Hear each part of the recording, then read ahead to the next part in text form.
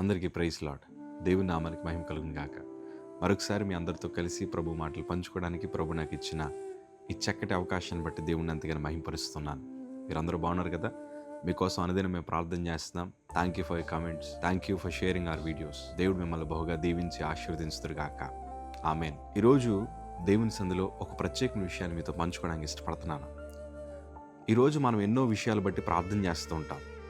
మన ఎదురుగున్న మూయబడిన ద్వారములు తెరవబడడానికి, మన శరీరంలో ఉండే బలహీనతల కోసం, మన చుట్టూ ఉండే ఆర్థిక పరిస్థితుల కోసం మనం ప్రార్థన చేస్తూ ఉంటాం.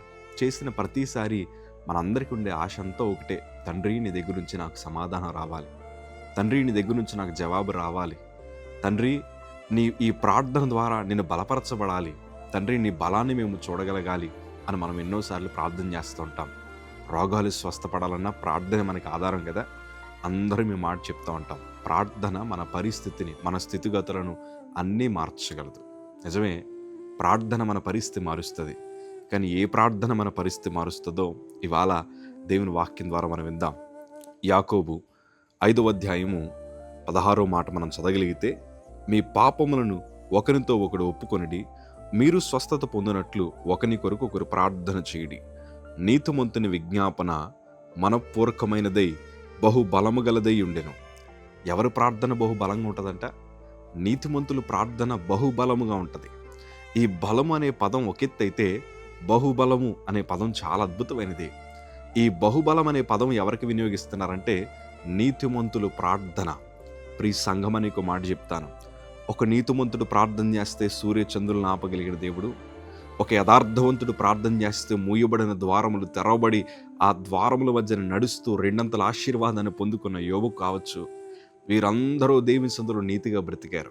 చక్కటి మాట యోబు గారి కోసం అంటారు కదా, యోబు చెడుతనమును విసర్జించున్నవాడు. అందుకే దేవుని బలమును చూశాడు. పోయిన ఆశీర్వాదం కన్నా మరలా రెండంతల ఆశీర్వాదాన్ని సంపాదించుకోగలిగాడు. ఎందుకో చెప్పనా? నీతిమంతుని విజ్ఞాపన బహుబలము గలది. ఈరోజు నీతిమంతుడిగా ఉండి ప్రార్థన చేద్దామండి. దేవుని సందులో యథార్థంగా ఉండి ప్రార్థన చేద్దాం. పాపం చేస్తే ప్రభు సందులో దేవుని మందిరానికి వచ్చి ఒప్పుకుందామండి. నేను ఈ పాపం కోసం ఈ మాట చెప్తా ఉంటాను ఎప్పుడు. తెలియక తప్పు చేస్తే ప్రభు క్షమిస్తాడేమో కానీ తెలిసి తప్పు చేస్తే ప్రభు మనల్ని క్షమించడు. ఈరోజు మనము నీతిగా బ్రతకాలని దేవుని వాక్యం ద్వారా మిమ్మల్ని హెచ్చరించడమే కాదు, మీ ప్రార్థన బహుబలంగా మార్చబడాలని ఇష్టపడుతున్నాను. ఎందుకంటే ఎన్నో పోరాటాలు మనం పోరాడుతున్నాం. ఈరోజు నీతిమంతుని విజ్ఞాపన బహుబలమైందిగా ఉంటుందని దేవుని లేఖనాలు సెలవిచ్చినట్లు ఈరోజు మన ప్రార్థన బహుబలముగా మార్చబడునుగాక. ఇవాళ మనం మోకరించిన వెనువెంటనే ఆయన ప్రభావం మనం చూద్దుముగాక. దేవుడు గొప్ప కార్యాలు జరిగించగలిగిన దేవుడు ఆయన. నమ్ముతావా?